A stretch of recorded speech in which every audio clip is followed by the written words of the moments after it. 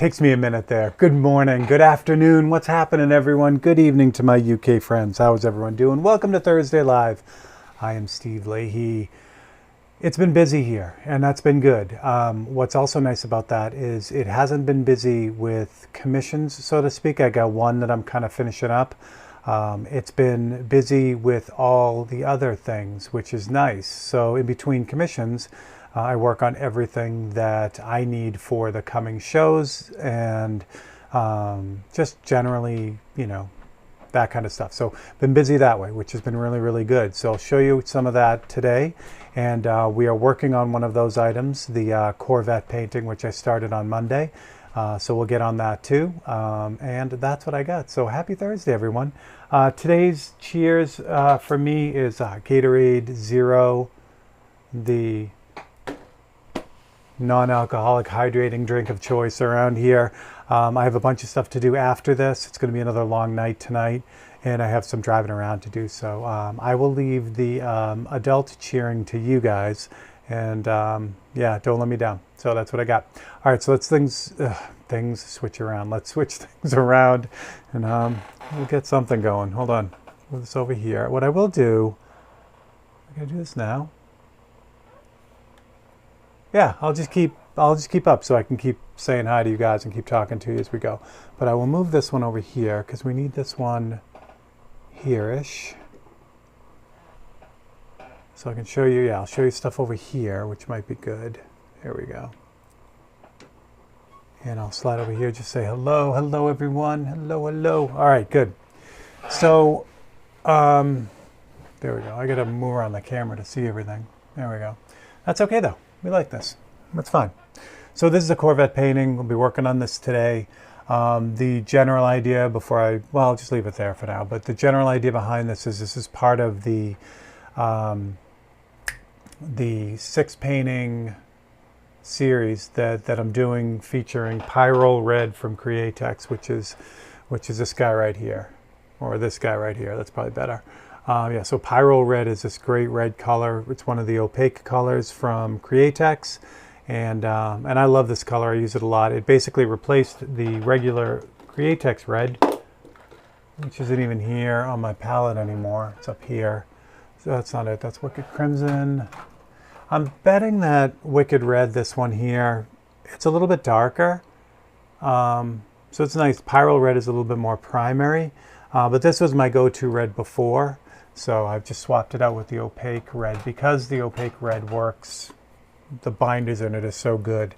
A lot different than the Wicked. The Wicked binders are good too, but this one doesn't need to have all the extra stuff in it, which is nice. So that's kind of the story behind that. What I've done is I've got 6 paintings. I think I showed you last week. We did the Impala last week. No, we did the 57 last week. So this is number 3 in the series. So what I'm going to do with this one, this is my buddy Mark Reeves' 78 Corvette. It's beautiful yellow, but we're going to turn this red, so it's going to fit into the whole thing that way. And let me swap over and say hello. Cody Adams, what's up? Jim, what's going on? Dan, what's happening? Enzo and Gary, what's going on? All right, so that's the story behind that. We'll get to that. We did this. If you want to see the background, you just go back and watch Monday's Facebook live feed. I did all the background on there. So we're going to get the body started today, and I'll show you kind of how I take one color and turn it into another. So it's kind of cool that way. All right, so let's yeah, you know what? I'm not going to go through all the 543s. We'll just kind of get into this today, but I will do this for you. So for those who do watch the Monday night feed, the 543s are usually a surprise, but I will give you a spoiler alert this week. I have all 5 done already, which is because I'm actually pushing to do another 5. We're hoping to go away for Labor Day weekend. So in order to do that, I have to get the 5 for Monday, that Monday done beforehand. So anyway, so I've got 5 done. So I will show you one of them for this Monday. And I was happy. I don't remember who made this suggestion. I should have looked it up before I did this, but here's one of them. So it's a 543C, and it is our friend Abe Sapien from Hellboy. So this is one of the 543s. You notice this is a little bit different from, focus that in, from the normal 543s because this is blue. So it still fit in the whole 543. It's a 543C, but really all I did was use a combination of base coat sealer white and base coat sealer blue to make that background, and that's what gave everything the blue color. So that's the only blue I used in it. So it's actually pretty straight ahead, but I wanted to kind of share that with you. So if you want to see the rest of them, come back Monday. If you'd like to win one of the 543s, come back Monday. You cannot win that one unless you were there already. So if you're there last Monday and you made a suggestion, you can win that painting. And that's how you do it. So I saw a super chat, so thank you so much, Cody. I love Corvettes too. Astral, what's up, buddy? It was your suggestion. There you go, Gary. So there we go. So that's one of them for Monday. And you know what? When I saw that, Gary, I thought immediately of the, you guys, if you guys have been following for a while, I did a Wesley Snipes blade painting. And I used the same technique on that. I painted the whole thing blue and then painted Wesley in, just on that. And it gave it this really cool blue like that. So I wanted to, as soon as I saw the Abe Sapien one, I wanted to do the same thing. Thank you so much for the super chat, Cody. That is amazing. Definitely keeps things going. I love it. All right. I got the Impala. You saw that, so I'm not going to do that. If you are on YouTube, which you are, you saw the time lapse for the wheel for the Impala, so that was a fun painting to do. All right, let's get into it. So what I need to do is I need to change this beautiful yellow Corvette into this beautiful red Corvette. So at first I was going to simplify all the reflections, but I don't think I'm going to do that. I think I'm going to put in all the clouds and trees and all that stuff. The only reason it wouldn't make sense is because there's this dark background here. This should be trees to really tell the rest of the story, but I think I can get away with it and not have the trees in there and still have the trees in the reflection. But I love the reflections in these. They're really complex, and I think it'll add a lot to the painting. There's an argument for taking them out too, making these reflections really, really simple. Would make this look like it's in a showroom. But I did another Corvette. I think it was a 69 Corvette, my friend Andrea's Corvette. And it's actually on the front. It's on the banner page of my YouTube channel. And that has all these tree reflections too. And I really, really like that a lot. So I think that's kind of what I was leaning towards there. So what I need to do is I need to break this down really simply so I can transfer all the yellow over to red. And there are three basic colors that or values that kind of go into this. And this is how we'll block it out, and then we'll do the details. There's many different values in this, but the three main ones that I want to grab are this one right here. This is going to be the primary, the main red color, the red right out of the bottle essentially. Here and here, where the sun is kind of, well, not really hitting it because it's behind the clouds, but main light is hitting it here. Then there's a secondary red, which is like right here. It's got a little bit of shadow in it. And then the final one is the highlight color.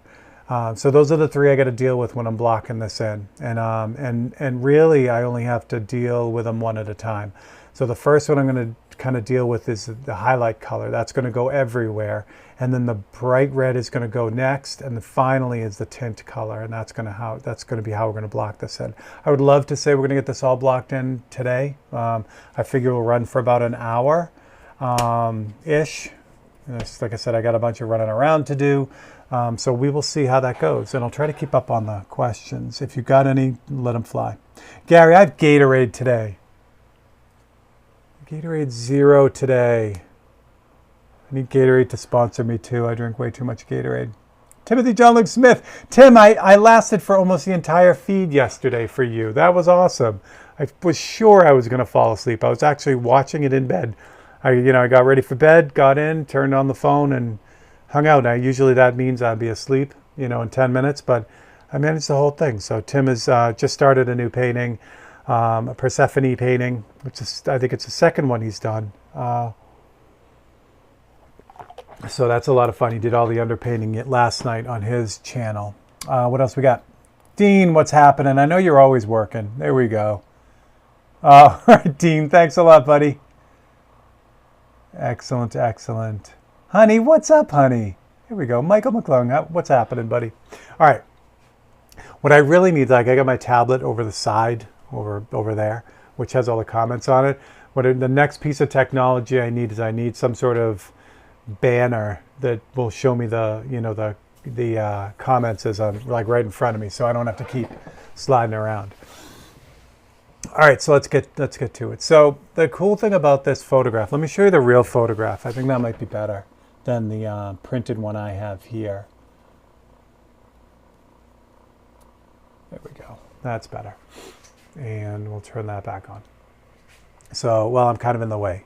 Well, I'll turn me off for a second. So that's the actual photo that I took at Keith Hansen's shop.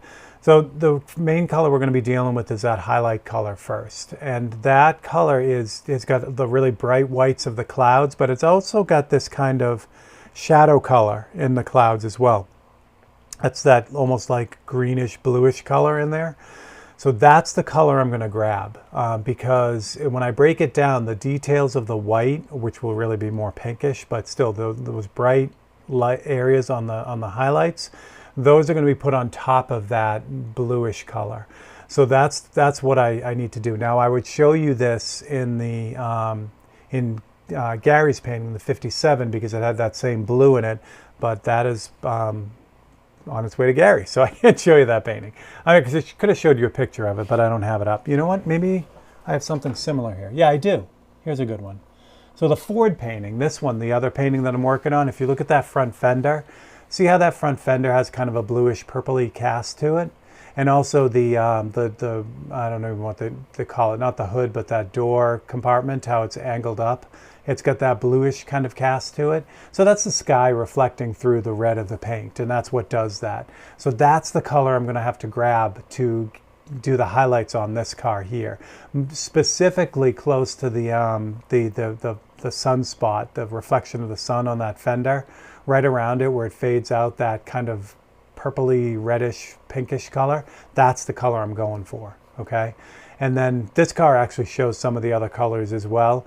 The sun was almost directly overhead here, so the darkest color is on actually the door in the reflection of this car, and that's the medium color. And then of course we just talked about the highlight color. The red of this car here, because of the sun is so above it, really appears in the wheels on this painting. I really got to get back to this painting too. All right, so now you get the rundown. What I want to do, I'll give you back to that one, and we'll do that. Okay, so if you have any questions, yeah,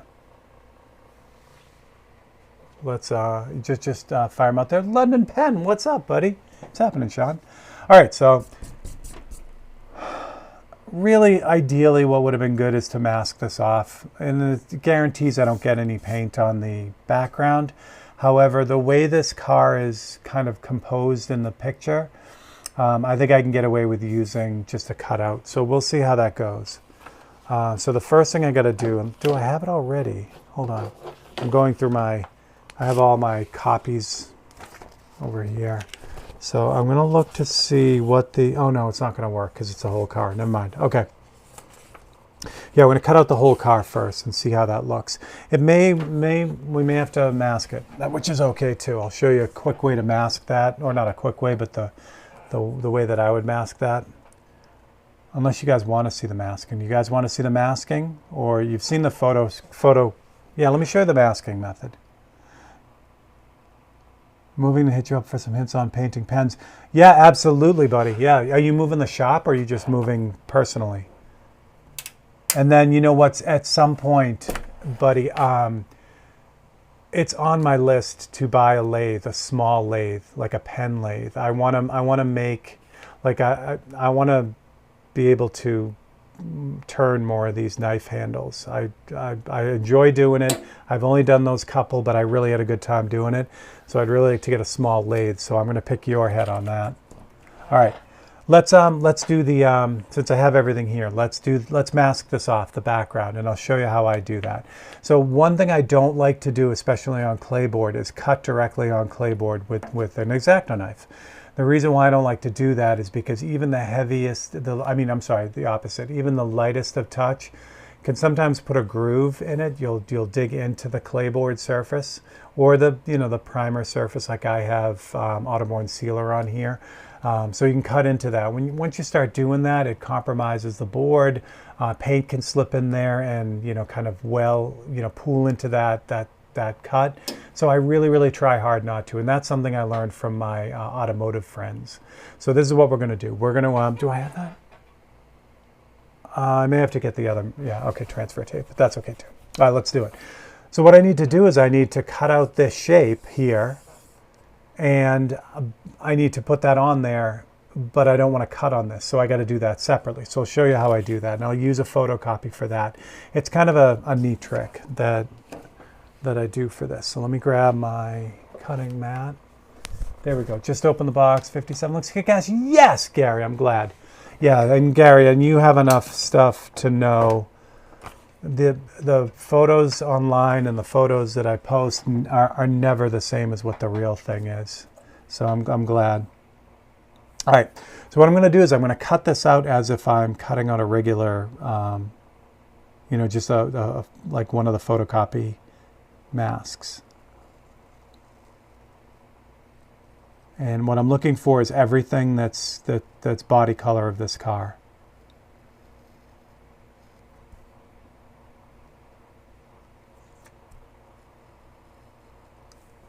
All right. This insert, I gotta save this because I'm going to be using this in a second. So cut that out, but it stayed in. Good. That's nice. There's another car behind here too, so I just got to make sure I grab the right bits of car. And I don't need any of the roof or the windshield. Again, I'm just looking for the body color. Yeah, Gary, I'm really excited about this series, and was that yellow? That's yellow too. Yeah, so I'm glad it started off with the 57, and I'm glad you got it. That's great.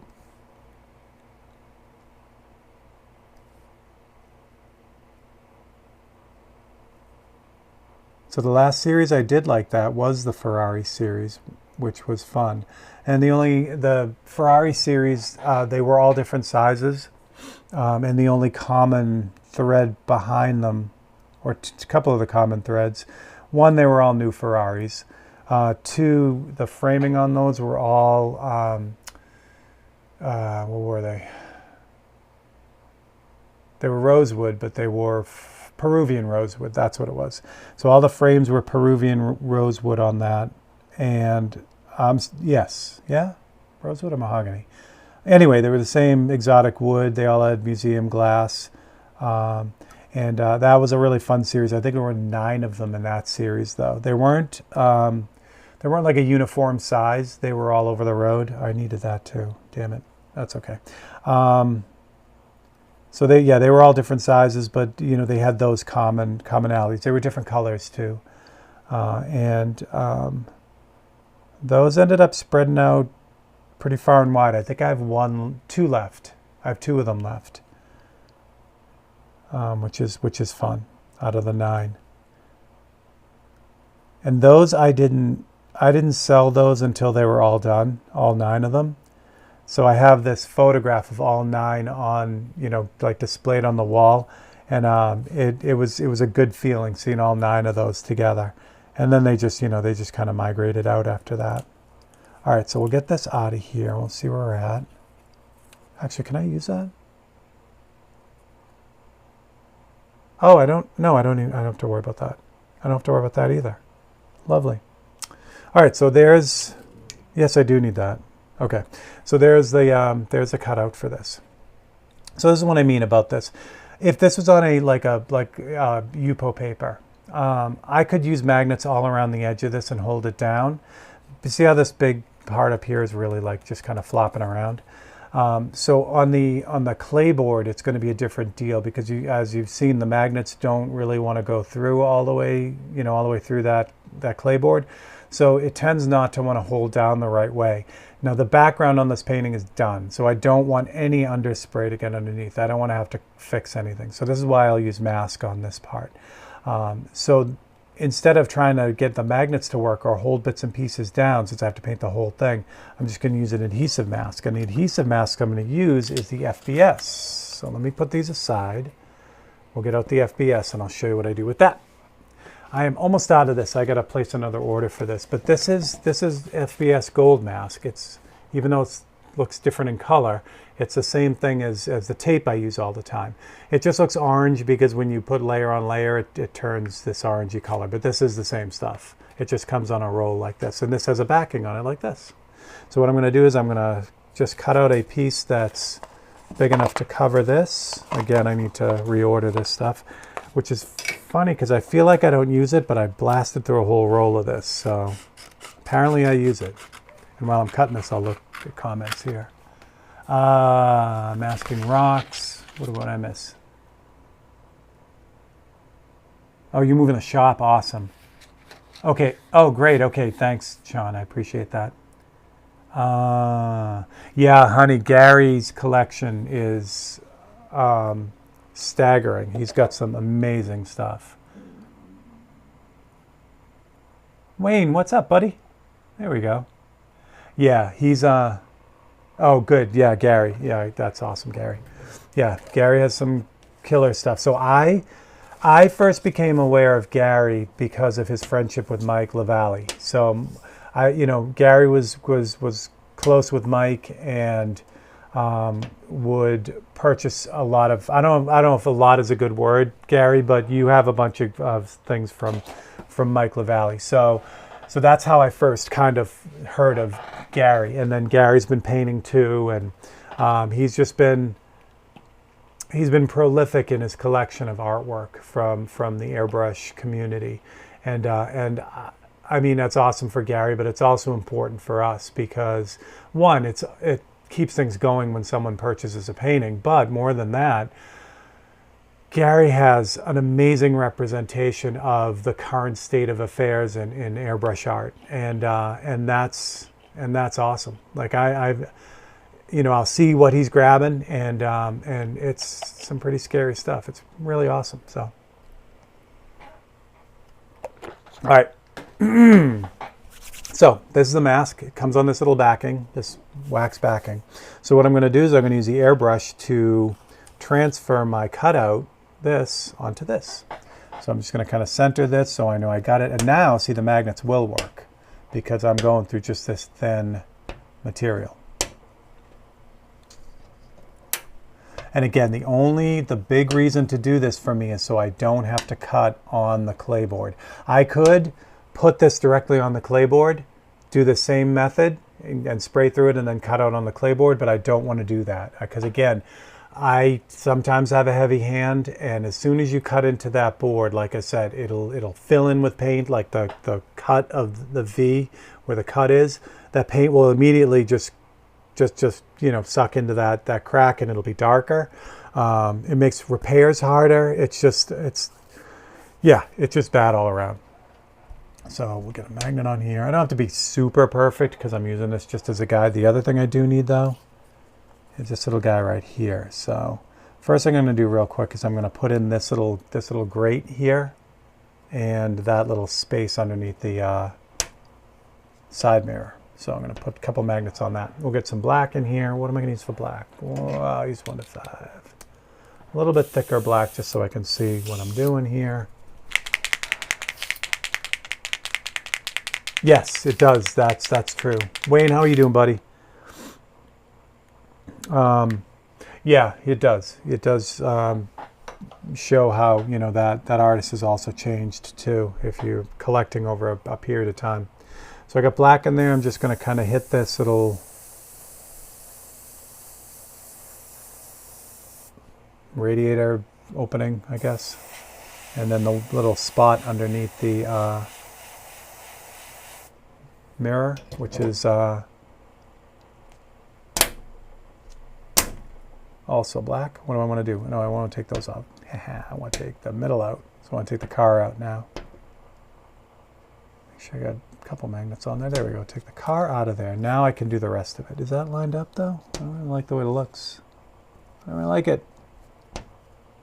It's gonna have to work. Okay. My paintbrush. So really lightly. I mean, I'm not trying to paint this thing. I just want to see it when I pull the mask off. And I don't care about the inside. I really just want the outside edge. So this now will give me the mask that I need to cut out. Save a couple of these magnets on the edges so it doesn't go anywhere. So there you go. So that's what I need to cut out. That's the area that I need to be gone. So we'll do that. Grab the paintbrush that fell on the float. All right, there we go. Awesome.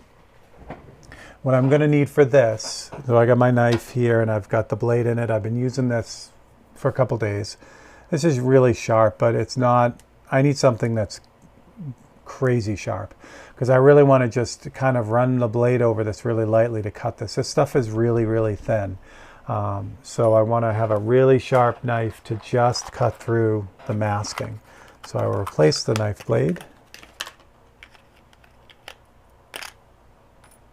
with a new one. If you're wondering, I just use X-Acto 11s. There are all different kinds. This one's the X-Life one. It's got this little blue coating on it. There's a titanium one. I don't find there's any difference for what I do with them. I go through just the very tip of this blade all the time. So all the different coatings don't really make a difference to me. So I just buy whatever's out there. So, but I do always buy X-Acto. I haven't found another brand that is as sharp and just as accurate as X-Acto. I know there are a bunch of generic brands out there. I just haven't found a good one yet. Not that so it's, again, one of those, if it's not broke, don't fix it kind of things. Okay, so now I can just really lightly run, and I literally, like we joking about this with Jackie on Monday Night Live. How light my touch is right now with this, but it is literally like that's a brand new X-Acto blade, right? If I run this blade on my finger like this, that's as hard as I'm pushing down on this paper, and you obviously notice that doesn't cut my finger. This is a super sharp blade. This if you put any pressure on this, you will cut your finger. If you do that and push even slightly, you'll cut your finger. But you can see how it didn't cut my finger. That's as light as I'm going with this. Now again, if you have that light of touch and feel confident that you can do this right on the board, you save the step of having to transfer it. For me, it's just not worth it. It's not worth taking the chance, All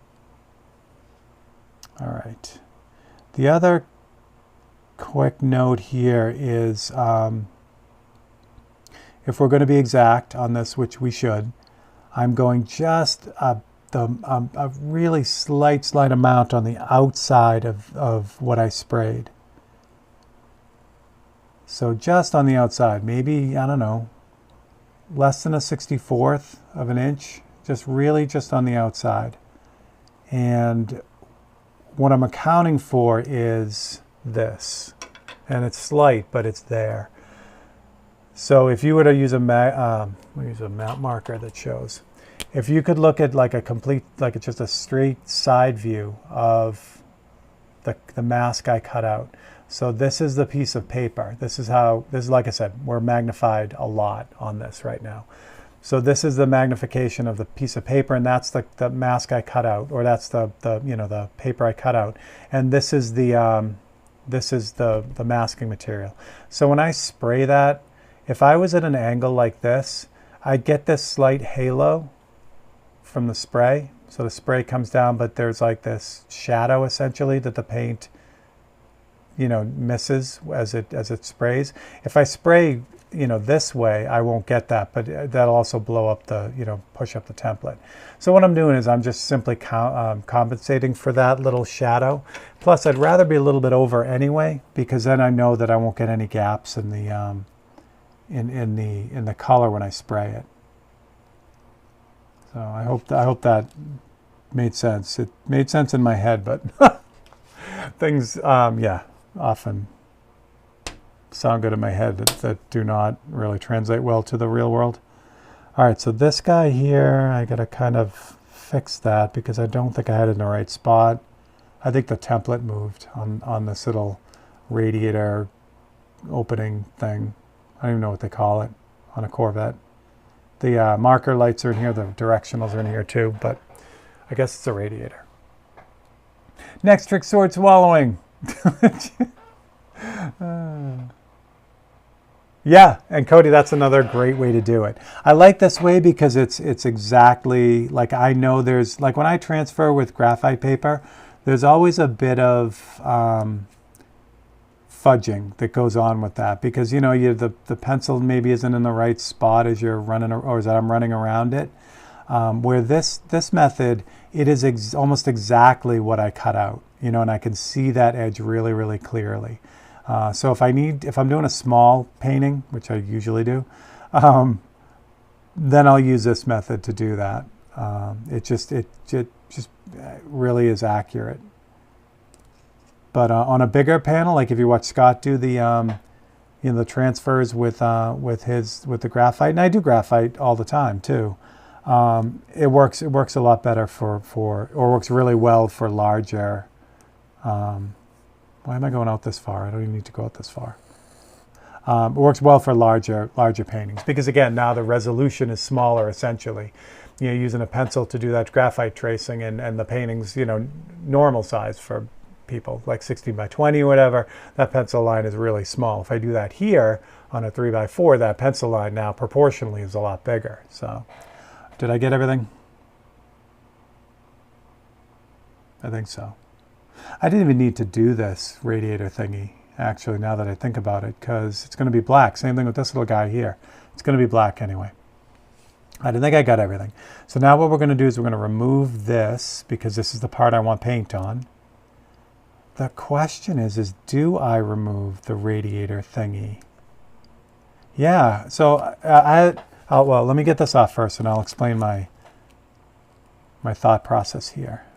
And I'm going really kind of simple to make sure that I cut, or easy, so I make sure that I actually cut through. I don't want to rip this. So this guy here, there's a question that I don't have this in the right spot because maybe the template moved or whatever. So if I do this, if I leave it like this and it's in the wrong spot, now I got to fix it. So instead, I'm going to be spraying that light pinkish red over the whole thing. The black that's going to be used for that radiator area is dark, black almost. It's going to cover the red anyway, so I'm going to pull it off. Same thing with that little spot right here. Underneath the mirror, I took the time to cut that out, but that's going to be black too. It's the interior, so that's all I really need. All right, now, how do you get this onto the board without ruining because this stuff is really thin. I just crumple this up, but if I try to peel this off and then like try to put it on the board, it's so thin, and you got static electricity, and it'll pull it down in wrong spots. We got to get this on there, so I'll show you how I'm going to do that. Let me run over. I got to grab one thing before I do that. Hold that thought, because you have to FPS tape work better than Frisket. Dan, I like it better than Frisket because it has a lower tack than Frisket, so it doesn't adhere as well, which is what I want. So in this instance, where I'm working with real light layers on a really super smooth surface, really low tack will hold very securely but not peel up any paint. The heavier the adhesive, the more chance you have of peeling up tape. Plus, I find Frisket harder to cut because it's thicker. It's more plasticky. So, and I haven't used Frisket in years, so I don't know if it's changed or not, but the way it was when I was using it, I found it difficult to make really, really precise cuts in it. So that's my thought on that. The downside on FBS as well, it's transparent. It is not as transparent as Frisket. Hold that thought.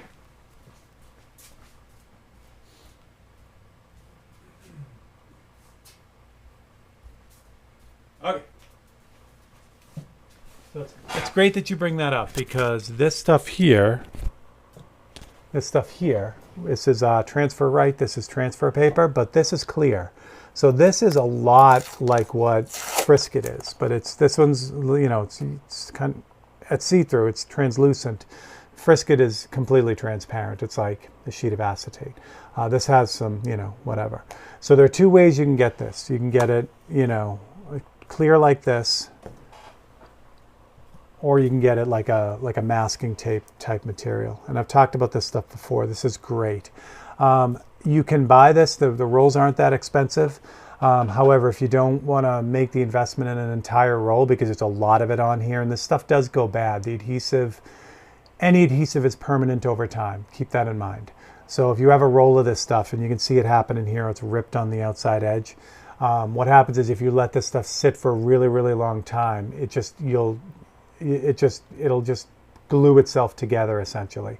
So I don't go through enough of this stuff to get a whole roll. So if you get in good with a sign company and say, hey, when you get down the end of the roll, I'll buy it from you.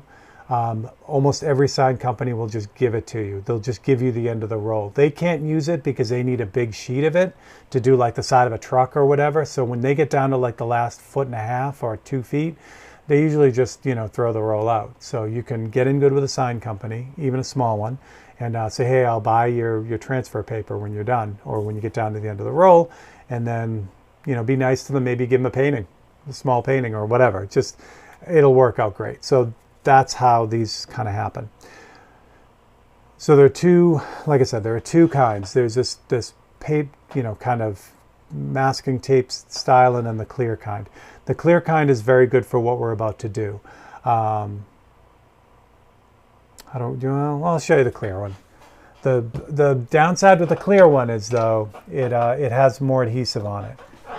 So that might be an issue when we do this, but we're gonna run through it and see if it works. It should work.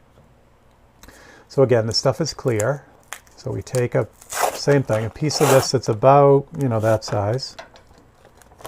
Again, this is low tack compared to a lot of things, but again, this stuff has, a good amount of tack to it. And I'm just going to put this right on here, smooth that out. So the reason why I use a clear in this instance is because I need to get this directly onto the painting exactly in the right spot, okay? And there are a couple ways to do this. And if you watch Scott, I don't have my squeegee here, damn it. It's, okay, I'm gonna have to use my fingernail. If you watch Scott do his transfers when he puts his the plotted mask on, so he generally uses the regular mask in the first one I showed you there, the masking tape one. And then what you do is you take it, you slap this on your board, put a piece of tape on it. He does the hinge method, so he puts it in the middle, but you can also put it on the side, and then you flip it up, peel off the backing, and then it's hinged here, so it's not going to go anywhere, and then you just squeegee it on. But with this, I really need to get this right in the exact spot, so I use a clear mask, and in this instance I'm going to peel this right off the backing. Get this started first, because that's always the fun part. See if first I got it. Well, actually, let me make sure this is really down. Use my ruler.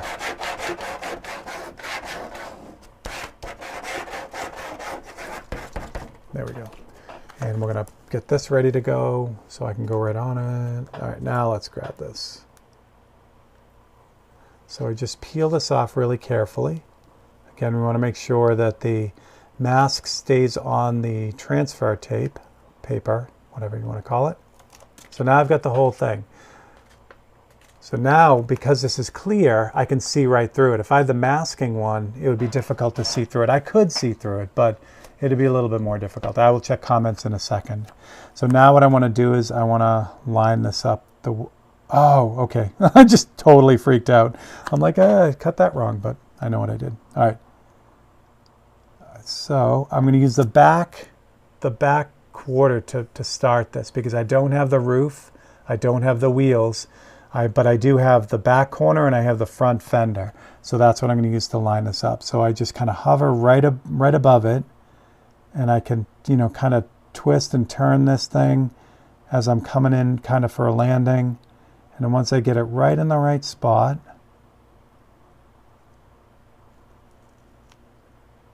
make sure I'm good around, then I can kind of just touch this down. And then when I go to squeegee this down, I'm just kind of pushing away from the edge. So if I start here and I go across and then I go here, there's a chance I could wrinkle this, and I don't want to do that. This is what was freaking me out before. This is the air dam underneath, and I didn't cut it out, because I don't have to, but I'm like, what the heck? All right, so there we go. So make sure that's really on there well, like that. And I'm going to make my life easier. I'm going to take my X-Acto knife again, and I'm going to cut off the masking. The reason, I just cut into the board. The reason why I'm going to do that is just it's easier if I don't have all this extra masking flapping around when I go to try to pull this off. One other quick note here too that I didn't mention.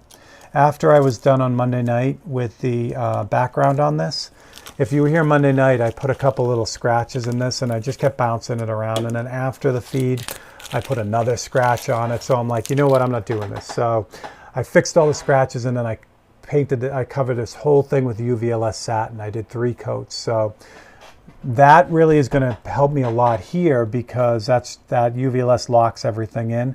So there's very little chance that when I pull off this yellow mask that I'm going to pull off the background. Let me see if I'm missing any comments. Excellent, excellent, excellent. Passive fabric, reduce some tackiness. Yeah, that's a great way to go. But honey, in this instance, it's not. I mean, yeah, it's not as much. But yes, that's a great, especially with, I don't have any here, but like the 3M yellow tape is like, it's like super glue on there. So if you have something like that and that's all you have, what Honey just suggested is an excellent way to lower the tack on your various tapes. So now what I can do is I can just really gently roll this clear mask back. Keeping an eye on it because again, the FBS is really stuck on there. But again, I don't want to take the chance of, you know, getting it caught on a corner and then ripping this and then, you know, having it kind of screwed up. So that's it. So now it's exactly the same as the cutout. It's exactly placed where it needs to be, and you're ready to go. The next question is if you have Frisket, would it work in place of clear transfer tape? That is an excellent question. I do not have the answer for you, but in a pinch, if I had Frisket and I had to do this, and that's all I had, I would try it. I think it would probably work.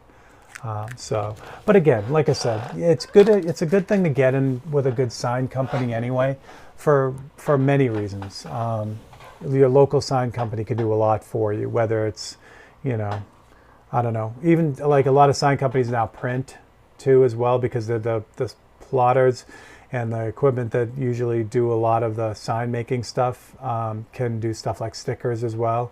So I'm all for keeping it local. So, you know, you get in good with one, it's definitely a good thing. All right. So let's get the pink color here. So again, we're going to work with see how it's very blue up here? It's going to be blue on my painting too. We're not looking for that.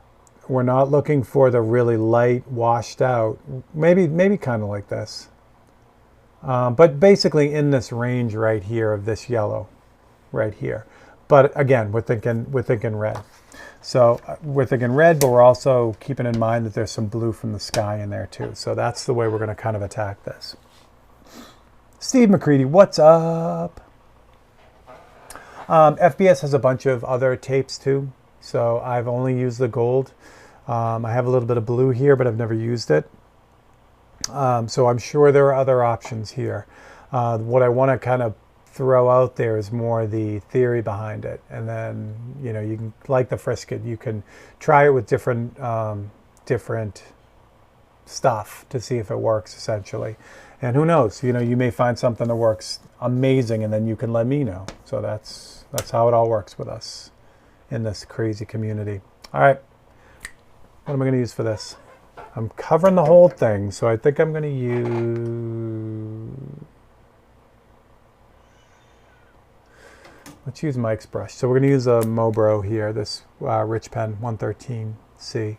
This has a 0.3 millimeter nozzle in it, so I think that's going to work out well for kind of getting good coverage on this.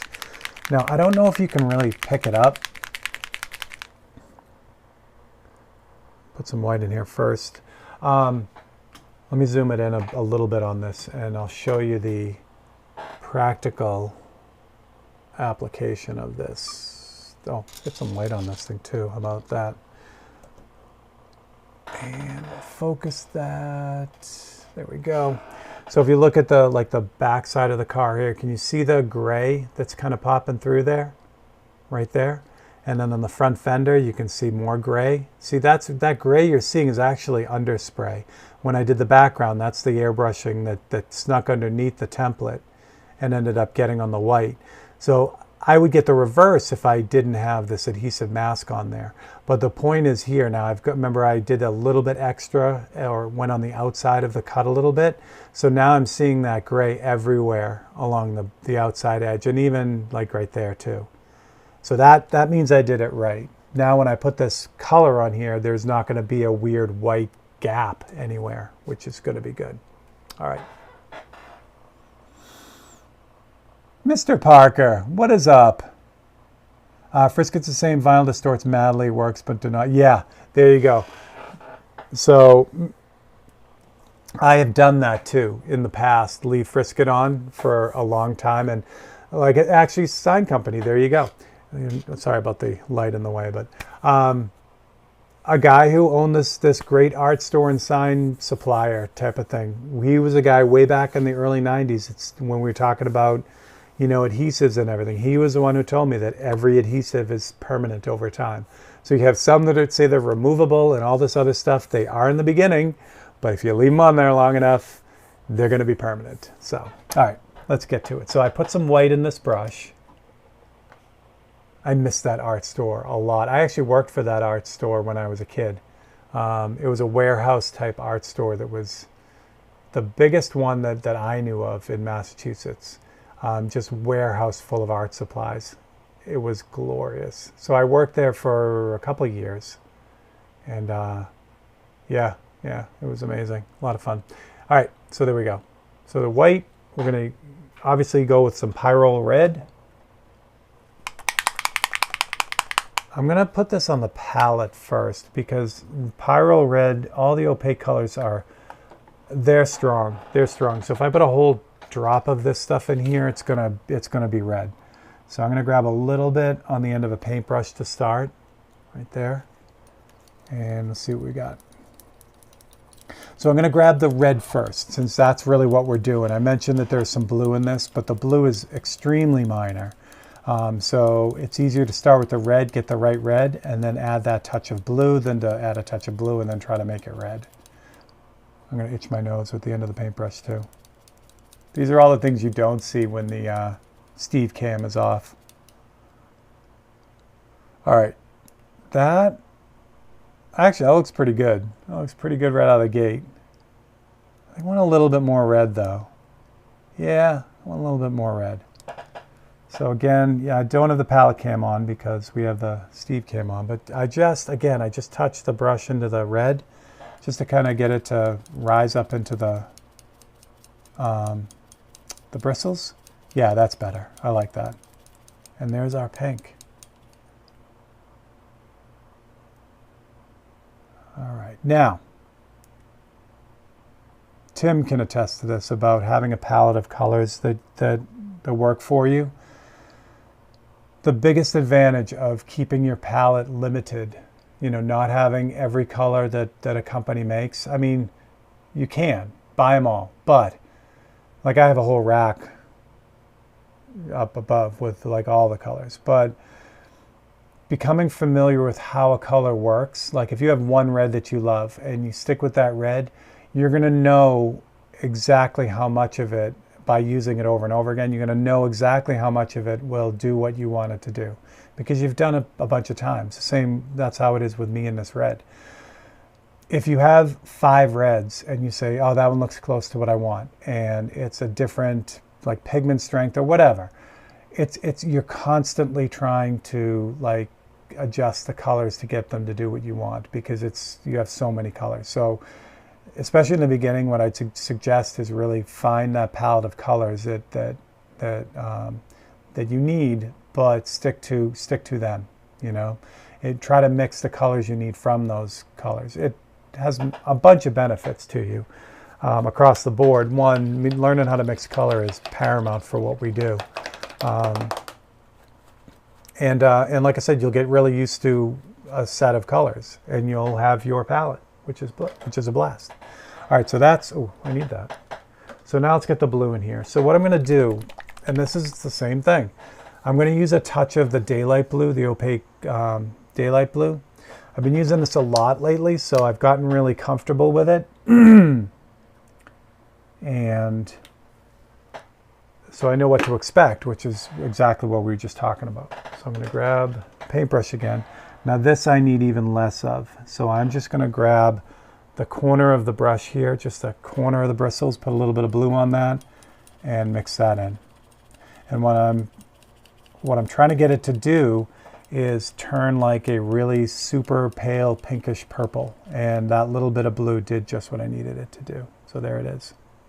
And that's it. Okay. That is our first color. What else did I miss? Oh, Michael, that's cool. I appreciate it. I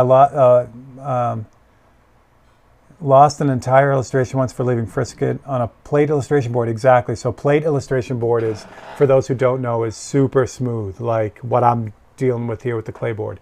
It's almost shiny. And what happens is when you have the adhesive on a smooth surface, it has full contact across it. It just sticks everywhere. Where if you're using like cold press illustration board, it has a lot of texture to it. So the illustration board or the masking is just sticking really to the peaks of the texture, so that it doesn't stick as much. And that's what I used to use all the time. Because of that, I would find that, especially with the old paints, the old like acrylic based paints, they didn't stick at all. I mean, if you put any masking on it, Frisket or not, or masking tape or artist tape or whatever, there's a really good chance you're going to pull paint right off with it. And that's kind of why I do what I do now, because I just was shell shocked from all that. All right, pink everywhere.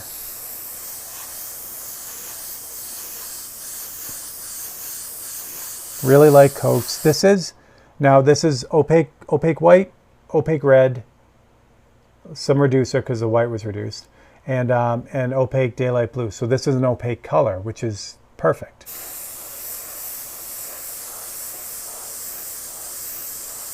Because again, this is the blocking in part of it, so I want all this to be one even color. Now this will work with anything. If I used a transparent red, it's still the base of this, the largest part of this is opaque white, so it's going to be an opaque color. But this is just nice because everything's opaque in it. So really like coats. Even though I have Frisket on this, it's not that I'm afraid that I'm going to get paint underneath the masking.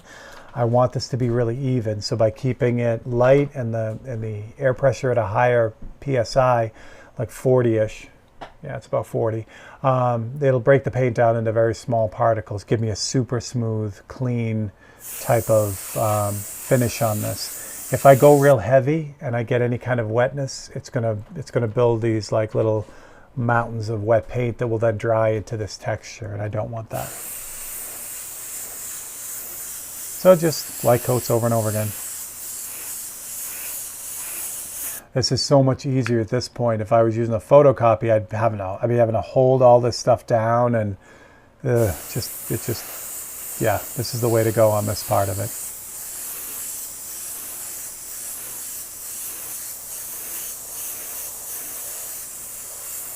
So the downside of using an adhesive mask, and this is what I ran into a lot, if all you do is use adhesive masks, your edges are going to be super clean, like really clean. And what I was finding was my paintings always looked like a jigsaw puzzle. They had very sharp, hard edges, and I was always fighting those edges. There was nothing very natural about it.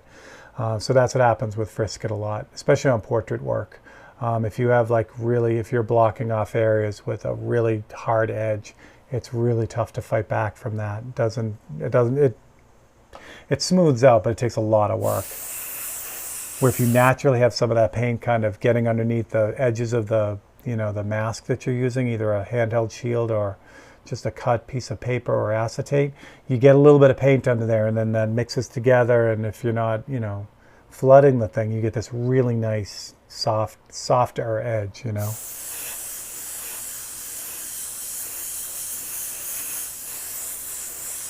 So the little breaks in between and the talking is actually serving a purpose as well.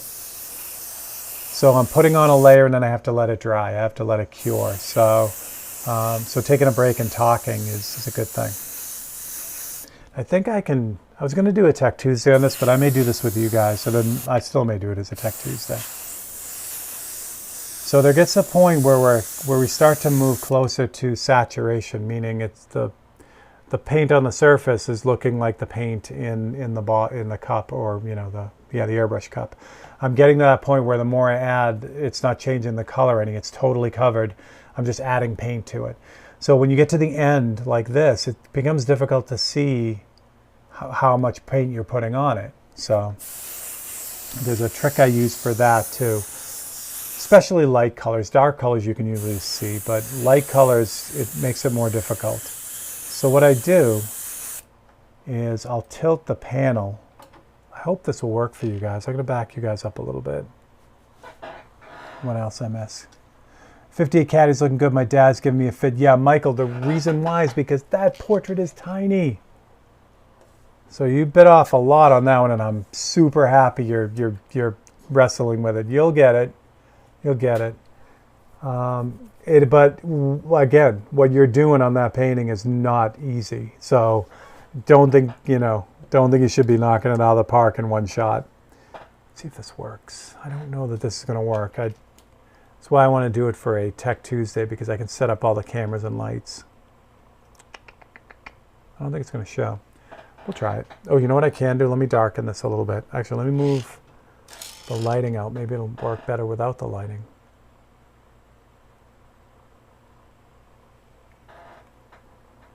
All right, we'll give this a try.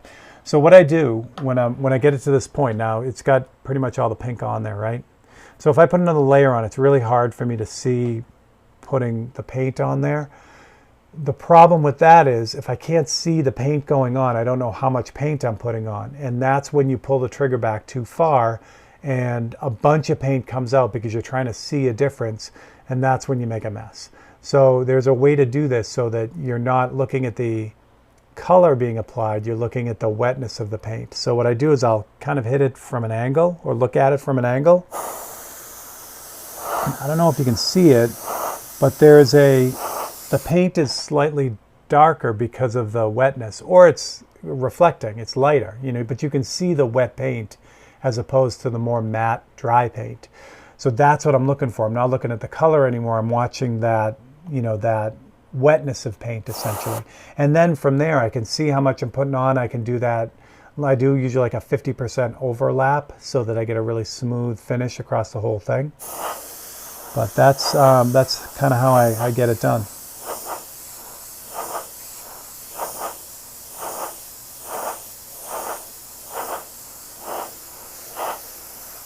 I use that a lot with white. So yeah, you can't really see it, but hopefully you get the idea and the theory behind it.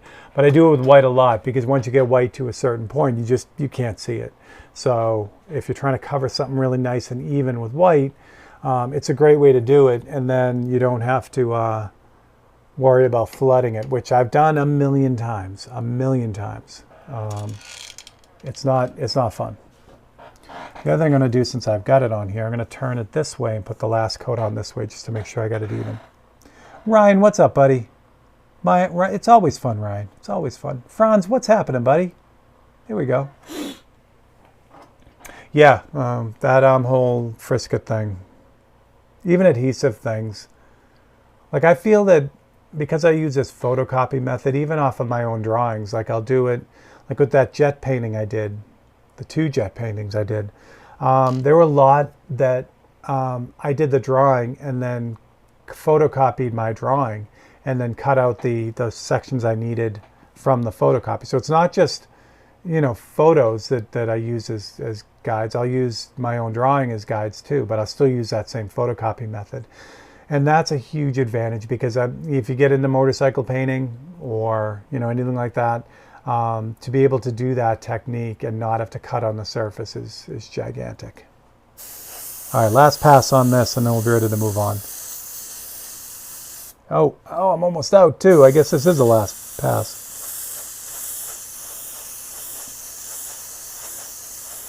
That was proper paint planning right there. How many times has that happened? 0 times. Oh, well, one time, this time. It usually never happens. Like I'll mix way too much or not enough, and I'll not have it covered and then have to remix that. So yeah, it's all over the road. What do I want to do with this? Yeah, let's clean this out. Because I won't need this color again. Actually, I'm not even going to need this brush again. Okay, good. Good. So that is that. Now,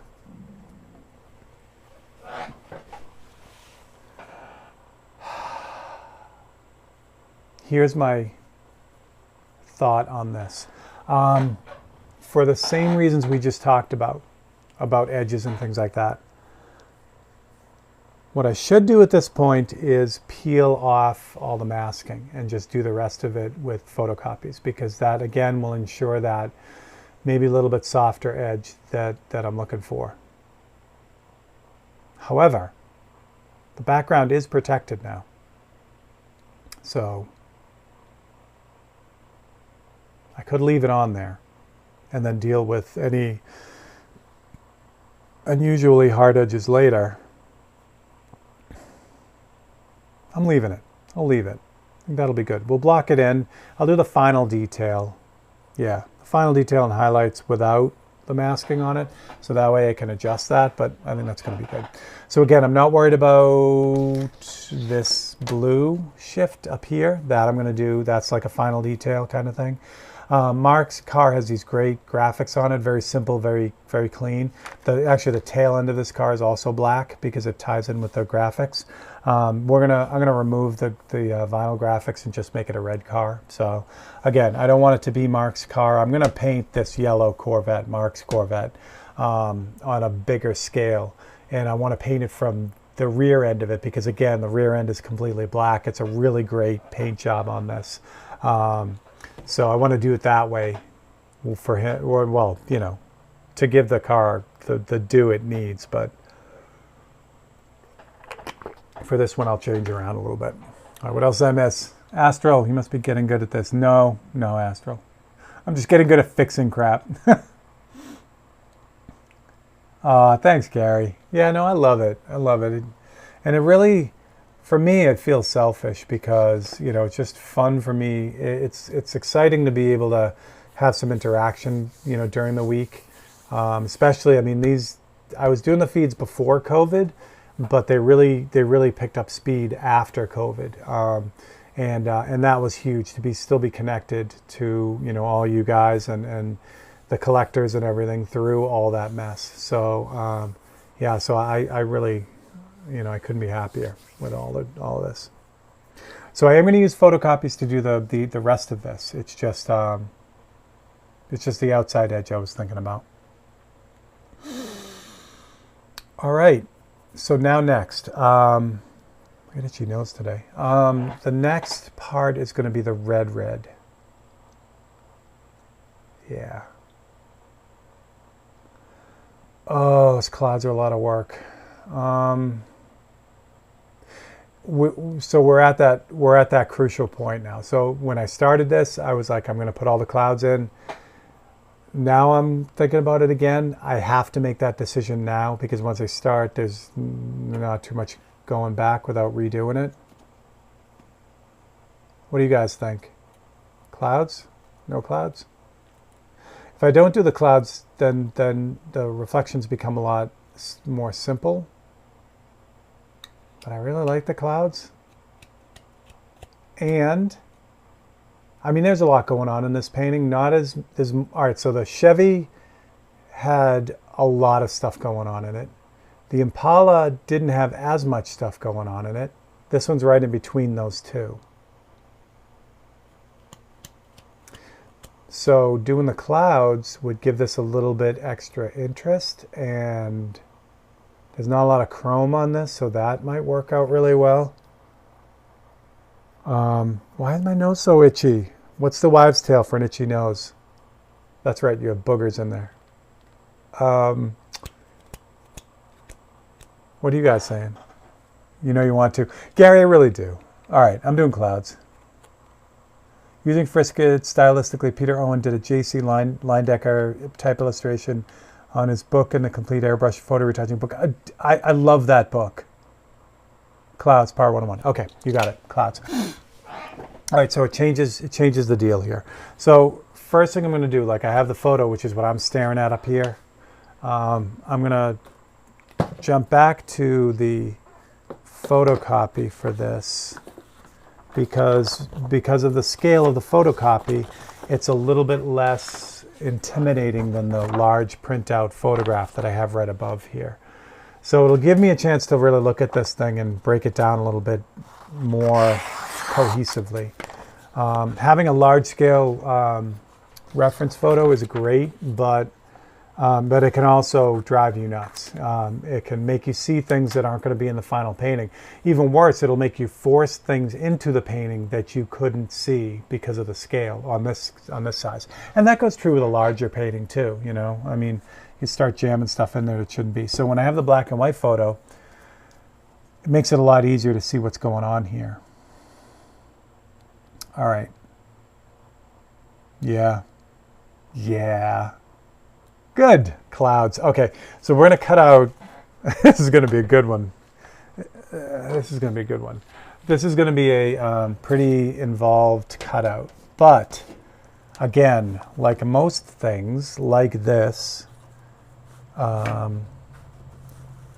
it's 90% prep and 10% painting. Like once you do like all the prep, the rest of it actually comes together pretty straight ahead. So what I need to do to get this to work is remember that's the red right out of the bottle right there, here and here. This stuff, I can paint all this because this is actually going to be tinted with a transparent darker red to get all this color in here, this value here. Same thing with like things like this little section, this triangle section right here. That's, you know, tinted up here too. But the white, this stuff here, I wanna not go near. Because that's the pink and the white. So what we're going to do is we're going to cut out a template that just has the red in it, which, like I said, because of the clouds now, this becomes a pretty complex cutout. So I may not be able to do this all in one cutout. I may have to kind of, you know, do multiple cutouts to get this done, but that's okay. Yeah, like down here. I could try to then come back up on the other side of the clouds and paint this in here, but that's going to leave, you know, it's going to leave too much chance for things to go sideways. So there's a great seam right along here. So I'm going to use that seam. I don't care about the marker light, the reflection, or the grill down here. And I also don't care about the wheel because I have it all masked off. So this is the same deal. I'm going to cut this copy just a bit bigger than the photocopy shows. So that way I know I get right out to the edge. Is this going to be a good one to cut off maybe? Yeah, I'm going to do this in bits and pieces because this is going to be a really crazy cutout if I try to get all this out on one thing. And the other cool thing about this too, since I have to use multiple cutouts and line them all up, the good news is, remember, this is going to be straight up pyro red. It's going to be 100% out of the bottle red. So it's obviously not a problem to match this color. If I mixed up a specific color for this, I just really had to make sure at this point that I would mix enough of it. So I didn't run out because that would be bad. All right. Save the shortcuts for off air. You got it. All right. So I'm going to, this section up here is also red. Even though the clouds are very complex, there's lots of little, well, cloud shapes in them. I don't have to get all of them. I just have to kind of get the general shape of the red in because the white parts of the clouds, or the really light pink parts that will be those clouds, will go in after. So I just have to get the bulk of it kind of done. Am I in the right spot here? Okay, good. So I still, like I said, I still have 5 more 543s that I really would love to get done. That's blue. That's really nice there. That's blue. Sorry. I really want to get those 543s done this week so I don't have to worry about them next week. And then, like I said, we're hopefully going to be jumping up to Wisconsin for Labor Day. And if that all pans out, I'll still do the feed from Wisconsin, which will be a lot of fun. But I won't be able to paint when I'm up there. I could, but I don't want to bring everything. So this way I'll have the giveaway paintings done, and we'll be ready to go.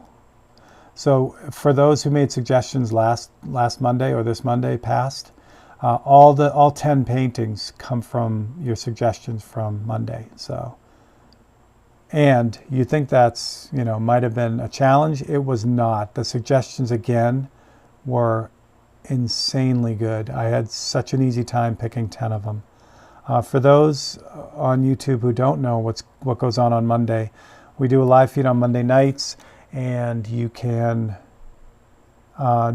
just suggest one of those little black and white paintings that I do. And as soon as you do that, once you suggest it, you are eligible to win one of those paintings or one of the ones on the site the following week. It's really easy and fun, and we have a good time. Oh, I hope I didn't do that. I did not. Here's what I'm looking at. If you look at this photocopy, really, let's see, is this focused? I hope it's been focused this whole time. Yeah, there we go. See that little gray area right at the tip of the knife blade right there? It's exactly almost the same value as the car, but it's not. It's the car behind it. So I looked at that in horror, thinking that I maybe missed that and cut that out here, but I did not. So that's really good, because I would have had to fix that, and that would have sucked. What do I do with the suggestions I haven't chosen? So that's a great question, honey. They do pop up. So I have a spreadsheet every week of all the suggestions. And so I have every suggestion that's ever been made in this program of 543s in the last, 2.5 years. What's nice about that is I can go back, like when I did we were supposed to go on vacation in July. I went back to like all the suggestions, and I pulled out, new suggestions from those ones I never used. So that's kind of what I do with them. They're there in the bank in case I need them. And what's nice about it is it's still suggestions from the Peanut Gallery, which makes me happy. My son is in the process. My son's busy as well. He is a spreadsheet guru. So I've been working with him on compiling all this data, which will be a lot of fun. And I plan on doing some fun giveaways, like, who has suggested the most weeks in a row, who has the most suggestions overall. So, I mean, there's a lot of fun we can do with the data there. All right, so the side view mirror is, again, it's complex. There's a lot going on that. So if I cut out the whole thing, it's going to all fall out. So I'm just going to do the mount, and then I'll do the mirror separately, the housing for the mirror. This should come out now. I think I've got everything.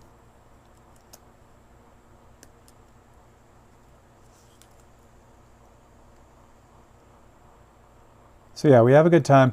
What I'm hearing from the other YouTube creators is that YouTube, I don't know if it's the algorithm or the terms of service themselves or whatever it is, but I'm hearing that YouTube in general isn't a big fan of giving stuff away.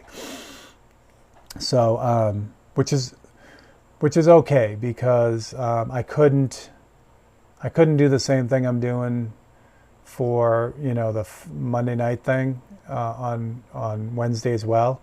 It takes me about a day and a half to 2 days to get the feed ready and also paint all the 543s.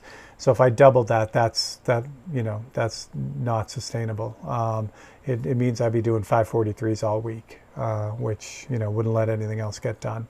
But that doesn't mean that there aren't going to be good things to do here either, as far as fun stuff. I may be able to find a way to do giveaways. Just got to make sure it falls within what they think is okay. Yeah. All right. Speaking of giveaways, all right. So I'm going to do the top part. Remember, these are really dark up here, but but I can grab them now. Plus I have the great seam of the hood here, so so it just helps that I don't have to cut out the entire thing and then have everything fall apart. What's going on there? That's blue. That's super blue. Okay, I gotta not do that. My brain is all over the road, but that's okay. Friday, I'll give you guys the other, tomorrow, I'll give you guys the other little spoiler alert here.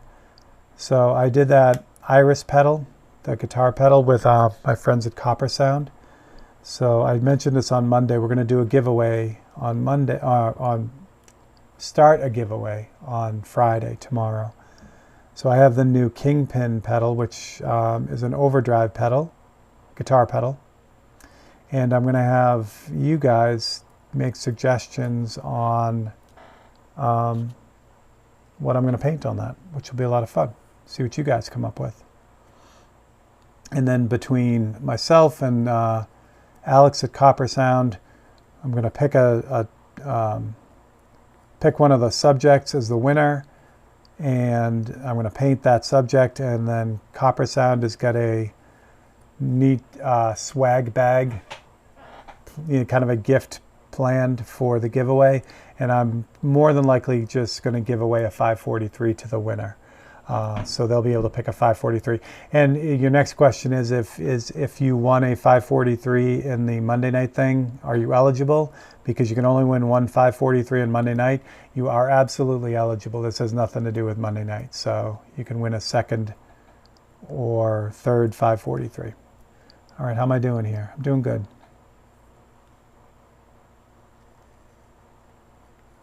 Let's get this piece out here too. So I'm just kind of running around grabbing everything that I can that's going to be red. Some of the extra stuff. This whole area needs to be red too, but you see what I mean? If I cut out this section that's supposed to be red now, I lose the top of this really nice cloud right here. I'll have a hard time getting this to stay where it's supposed to be, this one. And I'll get some other stuff going on here too, like all these clouds here. So I'm going to leave that and do this in the next cutout and the mirror too. So what's the pedal used for? So Gary, it's a effects pedal for guitar. I'll grab it here. This is the Kingpin. Well, you gotta there it is. So there's a switch on here, there's a knob up here, and a light, and another switch here. So it's an overdrive pedal. So you plug your electric guitar into this, hit this button, and it gives it that grindy fuzz sound. And then you can adjust that. So that's what this company does. They build all kinds of different pedals like this. And then they have, I'll give you guys a rundown. Again, you get all the spoilers today. So their logo is Kingpin, and it's a bunch of tubes, amplifier tubes, and they're set up like bowling pins. So that's the Kingpin. So that's their idea behind it. But I don't mind taking it in a non-bowling way. If you guys have, I hope people come up with different ideas for it. Like there's the gangster approach. There's all kinds of good things. And it doesn't even have to be Kingpin related, I guess. It could be something totally different. But the bass pedal color is going to be red like this.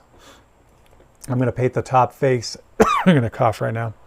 I'm going to paint the top face of this, and we basically have this whole area to work with. So, or this area here, because of the knob and the light and the switch and everything. But that gives you the rundown, and I'll go into that probably tomorrow. I'm hoping to announce that tomorrow, but the very latest it'll go up over the weekend. Where it's going to be, I'm not sure yet. I know I'm going to do it on Facebook because it's easy for me to follow, but I may also do a community post over here in case there are people just on YouTube, because that way I can combine both lists. And like I said, we'll find a way to give this stuff away. So that's what I got. All right. It's going to be a good start. Move this out of the way. Put that back here. There we go. All right, so with this guy, this is, I don't have to worry about getting paint on here, obviously, but I do got to worry about, having a lot of paint get underneath this thing. So, so I will use the jumbo magnets on this. Just line this up. As such. Grab them big time magnets. Oh my God, these things stick really well. This thing especially, this magnet here, there it is. It is so hard to get this off the surface when it's like this. This is a brutally strong magnet. And then these guys too. These are magnets I don't normally use when I'm doing like 543s, but because they're so big, but they work reasonably well with this. And I say reasonably well because even with these jumbo magnets, they still have a hard time getting through an eighth of an inch thick of the board. So paintings maybe, but suggestions maybe in the thousands. Oh, that would be fun. That'd be fun. The only thing I got to do is maybe. I had to talk to the Copper Sound boys. I don't think I'm going to announce it tomorrow because we get some logistics to work out. And the logistics basically fall to, this is tonight's my, UK feed, my European feed. If Copper Sound has a lot to send, I don't know that they'll be able to do that internationally. So I don't know. What I might do is I can ship 543s internationally. It'll take a little bit longer, but I can do it. So we may split it up. I may offer, if someone from the UK wins or, internationally outside of the continental or US, may work out something different for them. All right, same deal here. So this is going to be just that straight red. No, nothing else is going on with this. I don't have to mix it with anything. It's just red. So I'll use the Micron for this because, again, I want to take my time building this up. But for this one, because the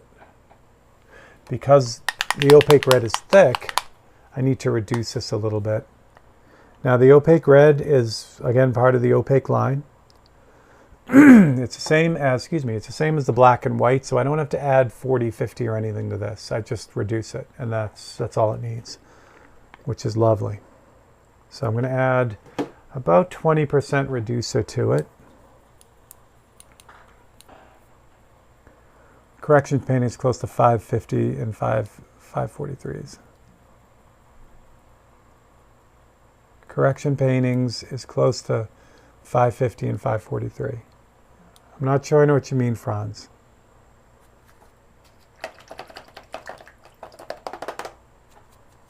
Oh, what I should do is I should make a, I don't know how that'll work, a centimeter version of that, of a 543. All right, so there's it, straight up red. So for this, again, I don't have to worry about this edge here because the masking is underneath it. I do a little bit, actually. I take that back. No, I don't. I take it back again. It's going to be dark under here. So if I get a little bit of red down there, it's not going to make a difference. Up here, though, where the white is, I really don't want to go, wild and blast it all. And so I use the meat skewer here to hold bits and pieces down. Same thing up here above the car here. I don't have to worry about it. Actually, that's red too. I don't have to do this separate. Hold on. Again, this is cutting on the board is never a great idea for me, so I'm just going to cut on this ruler. There we go. Make sure you can see what I'm doing here. I'm just cutting off this the fairing on the wheel hump, essentially, on a Corvette, because that's red too. All right. What do I do with my? Okay, this will work. Again, so I don't have to worry about above here because the mask is covering all that. But I do want to worry about this guy right here. So we'll just hold that one down. And then same thing as the pink. It's because I have it masked off, it's so easy to just want to blast this thing in there and make it red in one shot. But I'm just going to run into problems. I'm just going to run into, flooding or graininess or whatever. So I'm just going to keep it light and build this up in layers. I don't have to worry about variation or anything. I don't have to worry about tint, or it's all red. So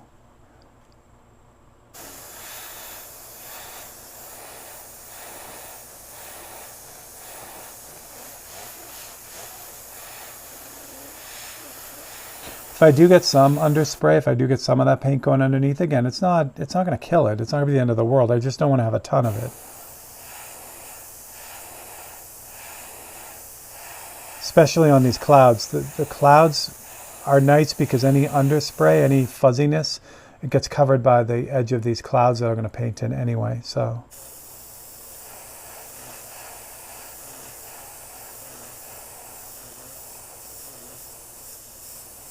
this was the right idea with leaving the masking on, because I'd be having to like be down here making sure this doesn't move. Now I don't have to do that. I could just be up here making sure we're good, because down here again it's all masked off, so it doesn't really matter.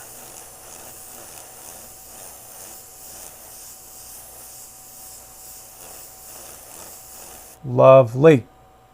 Let's get this guy in here. Actually, let's block that off. There we go.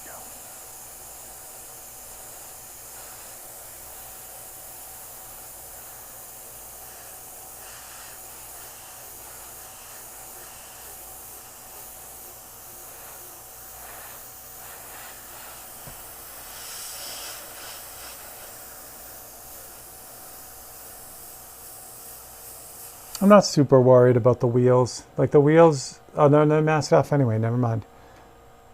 But even if they weren't, if the wheels weren't masked off, it's black there in the wheel wells and on the tires. So if I got some, you know, red underneath there, it's never going to show up. What else did I miss? That is a total of 543 paintings over the period you started them. 450, yeah. Yeah, Franz, yeah, that's crazy. So it's fun. I went over to the Source Gallery, which is in Lisbon, Ohio. And that's the local gallery that represents my work. And so I brought some new work over to him, and he ended up taking a bunch of the 543s. So you'll notice a drastic drop in the number of 543s that are on the website because he ended up taking a bunch of them, which is great. So now I'm on round 2 of this. I'm just kind of going over it all again and repeating the process. What we're going for is that red, the you know, the full blast red. I did it once before when I actually went through and counted every single 543. That was about a year ago. But like a dope, I didn't keep track since then, and I also don't know where that number is. Because there were some, like Honey knows, actually a lot of people who follow know. There was a while there when I was doing 6 of them. I was doing a mystery one. I did that for a few weeks. There was 1 week that I didn't do any. So it's, you know, I'd love to just be able to use the calendar as the, you know, the guide for that and as how many I've done, but it's slightly more variable than that.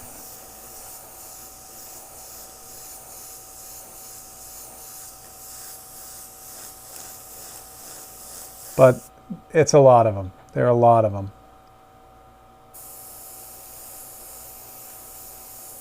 And there's some really good ones in there too. Oops.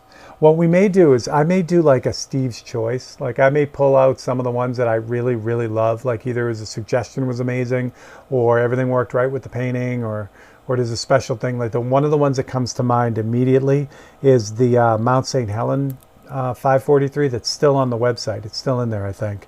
And that actually has ash from the 1980 explosion in the border of that painting. I mean, that's really fun, you know? So I should have a like Steve's Choice category. Maybe I will do that. I'll do that on the website. It'll just be a category that'll be like Steve's Choice. So if you go to 543, you can pick aviation or or you know, land vehicles or animals or whatever. Yeah, they're gonna do a Steve's Choice. So you can see the ones that are fun for me.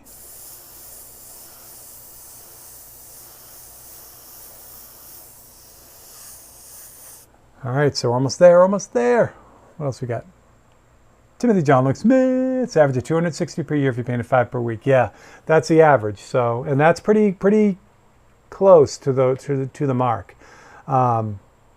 In fact, I would imagine it's more of that than less of that, because I can only think of 1 week this year that I missed, but I could think of other instances before where I've done more. So, and that doesn't count the commissions. There have been people who have been, buying commissions, or when they win, they'll upgrade and get a commission. So all those are in there too. Now the good news is, like I said, I'm relentless with my file keeping. So I have every single 543 that I've ever painted, either in computer form, a photograph, or in the files. So I could find out exactly. It's just a lot of work. I think we did it before. Did we give one away? I had the number and we gave one away to whoever was closest. I think I did that. We will have a celebration. What would that be? So that'd be 4 years when I'd hit 1,000. I should really try to have the 1,000 number 1,543. I should know what that is. That just seems like a cool number.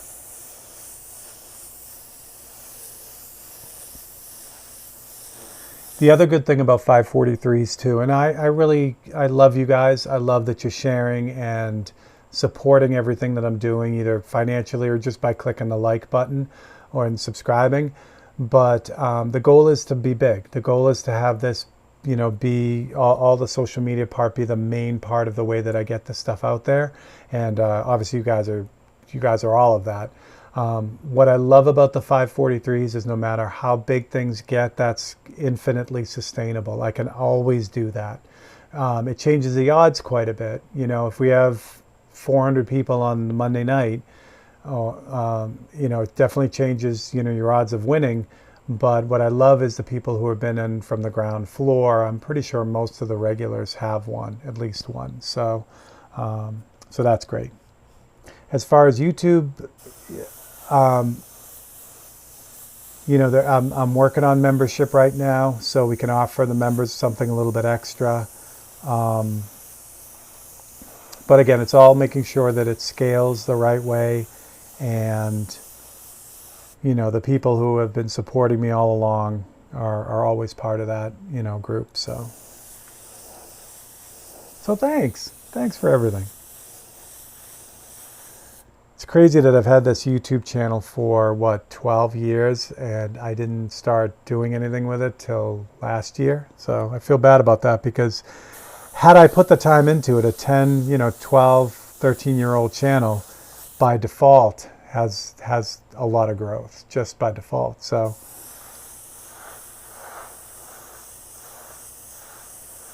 oh well. No time like the present. All right, we're almost there. This is where it gets really hairy with the template. See how the template is coming up all over the place here now? It's lifting off the surface.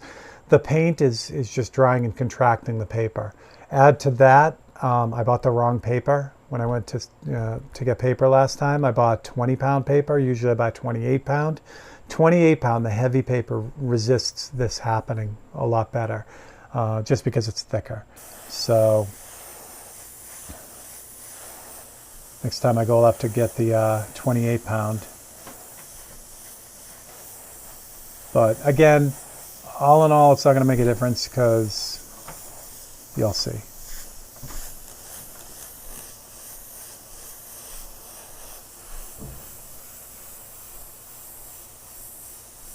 Because you'll see. That's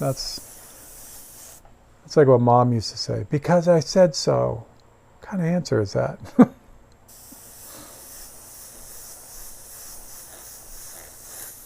I love my mom. Whenever she said that, 97% of the time she was right.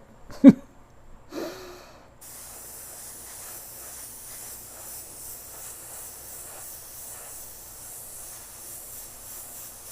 right, I think we're good. Let's take a look. The nice thing about, all right, so here's the nice thing about photocopy templates as opposed to adhesive templates. I can pull this off and take a look at it and see if I'm in the right, in the right spot. If this was an adhesive mask and I had that cut out, there's no way I would be able to get that off. It would just, I'd have to recut it. So Yeah, that's an advantage too. Look at that. How did I do that? In 5 seconds, I scratched that. That's a bummer. Fortunately, I got it at the right time. Steve, do you know if you have completed, if you have, hold on. Wait, let me do this in order. Could you stiffen your paper up with hairspray beforehand? Astro, that's a brilliant idea. I don't know. That's interesting. I'm gonna have to try that. I would imagine, Astral, if it didn't stay sticky on the paper, I don't know. That's a really good question. The other thing too is, so here's my initial thought on that. What I would expect from the the kind of hypothesis for that, I would imagine because it's probably alcohol based, a hairspray, because the way that they work, and most hairsprays are flammable, so that maybe feels like alcohol. The alcohol would evaporate very quickly, so it's that evaporation, it's that change that really causes this to wrinkle. So I have a feeling, though, even though it would apply the hairspray to it and make it more durable or more robust, I think the alcohol would probably cause it to wrinkle while it dried. That's my guess, but it's worth checking out. Honey's question was, so Steve, do you know if you have completed 543 paintings? How do you mean, honey?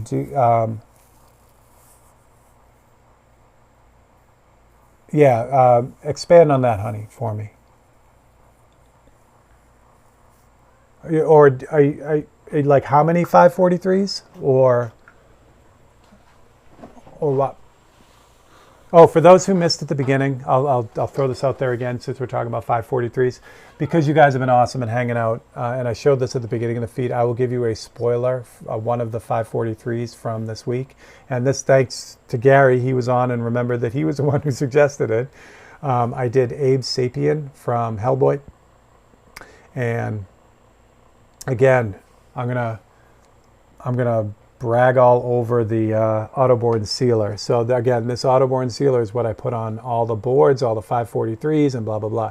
Comes in not a million, but it comes in a bunch of colors. It's all the same product, it's just different colors. So this is the black version of it. I have, well, I don't have the bottle here, but this is the white. So it comes in white.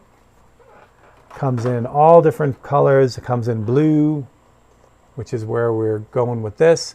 The way I did this UPO sheet of paper, or you call it paper, but it's it's polypropylene. But anyway, I mixed up this light blue color out of the two sealers, the white and the blue, and I sprayed the whole surface. I was able to sand this, like sand it smooth, and then I just painted the painting on top of it.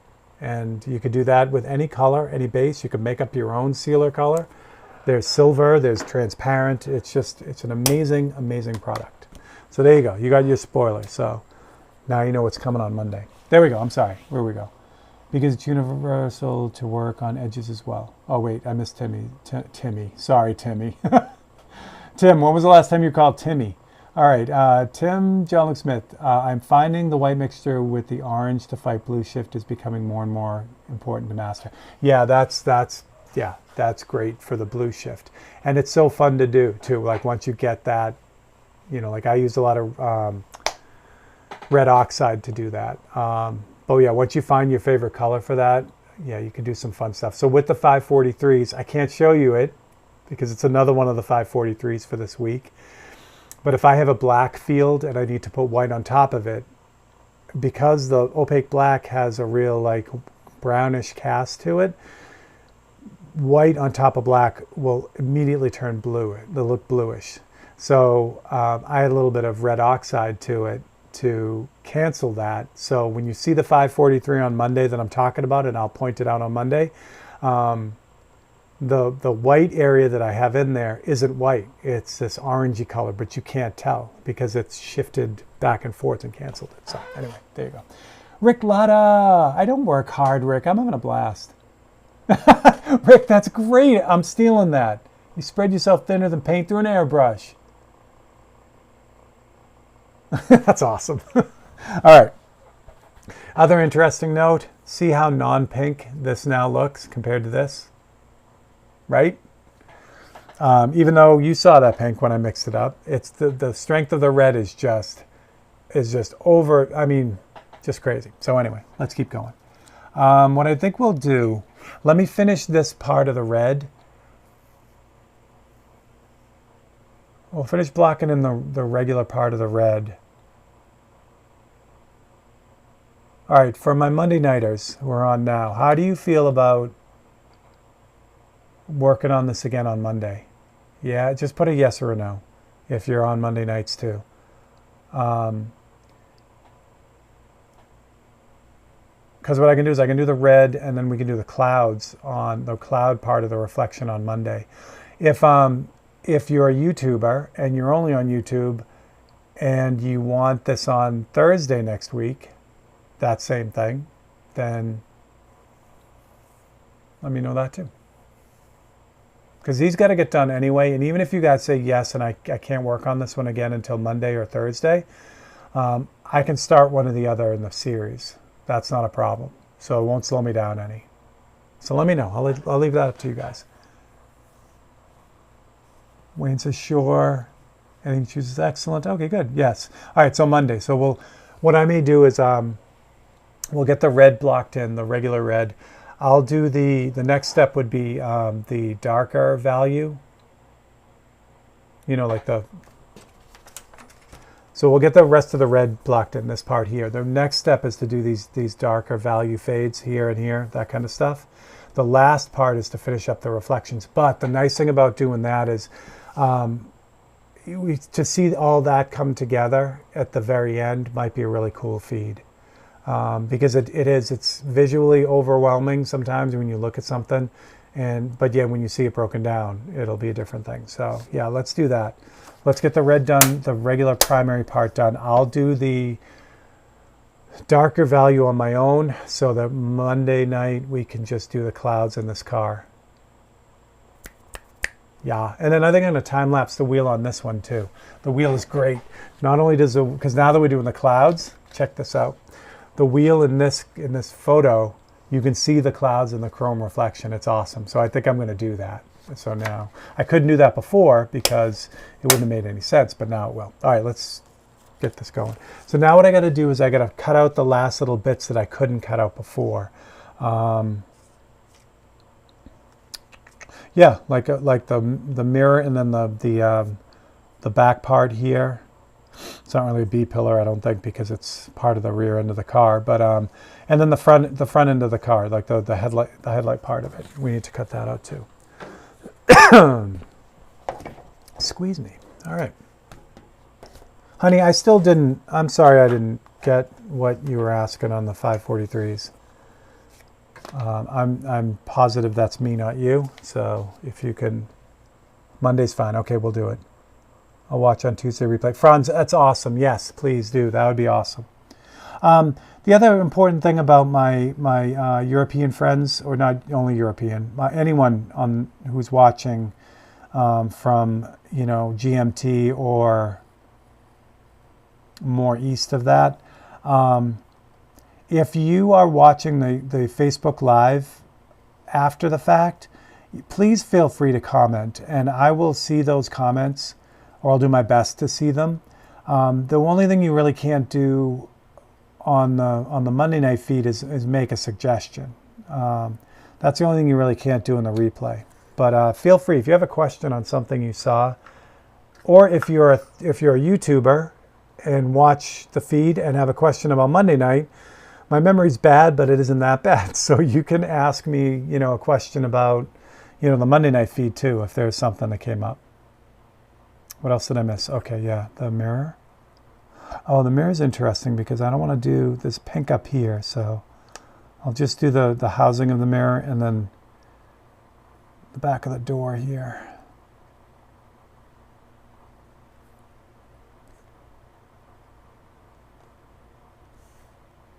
I have to get ahead on the Tech Tuesday videos too. I have a lot of the Open Studio videos already up and ready to go, but I got to get ahead on the Tech Tuesday videos so that One of the perks of being a channel member is that you'll have early access to, the videos. So you would get Tech Tuesday on Monday, kind of thing, or Open Studio on Tuesday. And then the big perk for the Patreon members is that you're going to get an additional Open Studio. So you'll actually get a second Open Studio, a completely different painting, which will be fun. So just perks that will, kind of say thank you for letting me do this for you. I'm just looking at the painting now, just making sure I got everything. Yeah, I think I do. I think that's all I need. Okay. And then, of course, the YouTube membership will come with, special emojis for members and that kind of thing, too. I just got to sit down and take the time. Again, I've said it before. I've said it a million times. I am all about a win-win. Everyone's got to win. So I want to make sure that the perks that I end up coming up with are a win for you guys, to adequately show my appreciation for the support of being a member or joining the Patreon group. So I will keep you all in the loop. Easy peasy. So now that doesn't line up here. So let's see what's going on up here. Did I screw that up? I did. All right, not a big deal. Again, it's easy to get caught up in this, like hoping that everything is absolutely perfect.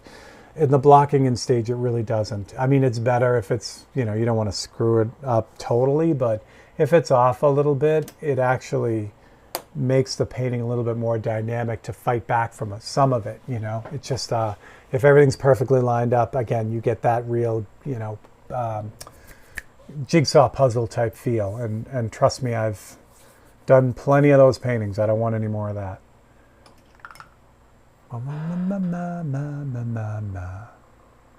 Oh, it would be interesting to know which was your 543 painting. Honey, what's wrong with me? Why can't I figure out what you're saying? I mean, it's totally me. Oh, 550. See what I mean, honey? See what I mean? Clearly not enough coffee. Yes. Can I do that? Damn it, that was a good idea, honey. Now I understand what you're saying. Which one was the 504? Why didn't I? Oh, honey. All right, yeah, that would have been amazing. That would have been awesome to know which one that was. To get that done fairly and accurately is nearly impossible, because there were, like I said, like I did 10 of them or 15 of them before, like I was planning on when I went back home to Massachusetts. So those technically they were done before. So the question is do I go by dates, which I do normally, because even the ones I did in advance, I post dated them essentially. Yeah, I could probably come up with something, but it's not like chronological. It won't be the actual 543rd. Now, I spent way too much time thinking about that, but it was a good one. That was a good one.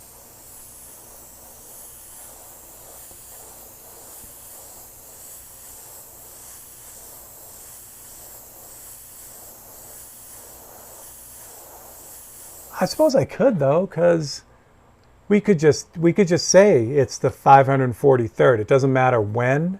You know what I mean?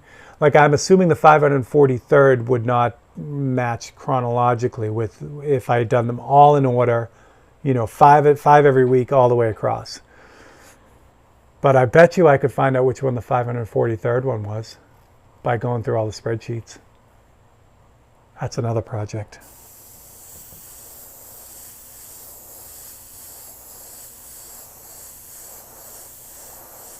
Let me just say, it's a pretty good chance that one of the regular Monday Nighters already has it.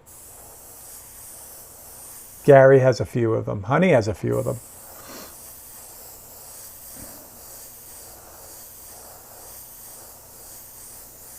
All right. Let's get these two parts in, and then I think that'll be good for tonight.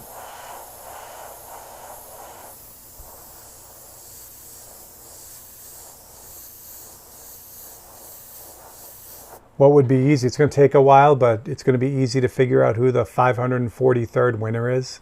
You know, there are, what, 52 of them a year? No, that's not going to be easy either, because we had the massive crazy giveaway at the end of December, and I've given extras away along the way. Although I have record of everyone, so I could figure out who the 543rd one was.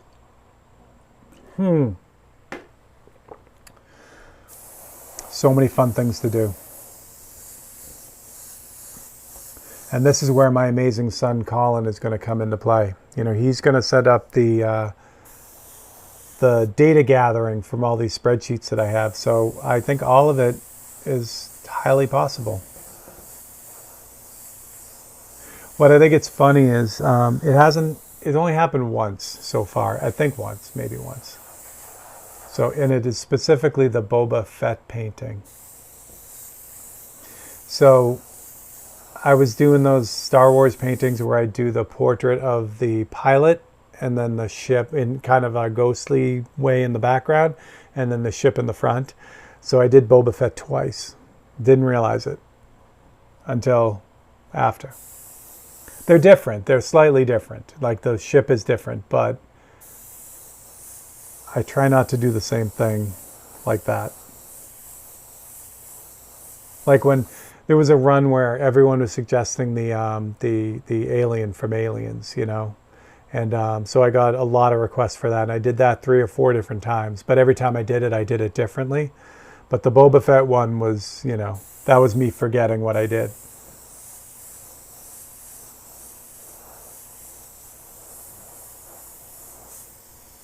I'm almost out, so we're doing good here. Gary, that was awesome, and I totally deserved it. We were talking about, you know, like how the Monday Night regulars are really getting to know me, and I think they can tell like what I'm going to bite on for the suggestions. And Gary was very, very accurate in saying that basically if you suggest anything Star Wars is a better than average chance that I'll do it. I have to say I'm kind of guilty as charged on that. All right, we are just about out of paint. This happened twice in one feed where I'm put in just enough paint. That never happens, ever. So we're in good shape. Let's pull this and see what we got. So obviously you can see all the fuzziness here, right here from that, you know, from where the paint was kind of slipping underneath the folded up template. The reason why I'm not worried about that is because if you look at the reference photo, see how it's all fuzzy and there's that red in the middle? Well, that's eventually going to be. So it's not a big deal. Same thing here. See how that's like this intermediate red, which, you know, we'll get to. That's going on right here. So it's all good. But this blocking in takes a lot of the pressure off. The idea is to have the bulk of the paint on there, so when you do the details, you know, using a very small amount of paint to make minute changes. That's what we're looking for that. That's what I got. So what else we got? What was your official first 543, and go from there, because I don't know if you're going to include the ones you raffled. Yeah, that's also a good question too, honey. But I do know the very first actual 543 was that Lamborghini. Yes, it was a Lamborghini. And that's easy because I posted it on Facebook. The one I did a black and this all, you know, Tim, if you're still on here, a huge thanks to you again. I say it all the time. During the very beginning of COVID is when I found Tim. I was, you know, online looking at videos. I'll switch this over because we don't need this now. I was online, you know, just trying to stay social and whatever, and I found Tim's feed, and he was doing, he was working with these India inks. So, I mean, I was working, the studio was shut down because the building that it was in was shut down because of COVID. So I had to work from the house. All my paints were at the studio, all the, you know, the bench and everything, and all, it was just crazy. So I had to have a mobile small thing at home so I could keep working. And I was watching Tim do his thing, and he was using his India ink, and I'm like, that looks really fun. I'm going to order them, and I did. And so one of the first paintings I did with Tim's inks on the Canson paper that he uses was a motorcycle, and it was a bigger one. I think it was 5x7. And I think we raffled that, or it's sold or something. But that was like the first black and white, style painting. From there, I did the smaller Lamborghini at 3x4. To be honest, I have no idea why I picked that size. It just is what it is. And then that's how it all started. That was the very first one. And then we were, doing the raffle, and then the rest is history. So thanks to Tim again. That was fun to get me into my monochromatic thing back then. So here we go. All right, so we got a plan. Thank you all for hanging out with me. I'll do a little bit more work on this one and have it ready for Monday. We'll do the cloud reflections. It'll be a lot of fun. I will show you the other 4 paintings on Monday, so that'll be fun too. And then, we got a lot to do. So there we go. All right, I'll check one more and last questions before I... Excuse me. Oh, great. Okay, yes. Thank you. Yeah, Tim. But really, yeah, that was awesome. That was fun. Okay, so that's what I got. So happy Thursday to you all. Have a great weekend. Be super kind. Be super friendly. Pay it forward. Help someone out. And I will catch you guys all on Monday. Love you all. You guys are the best. And I will see you soon.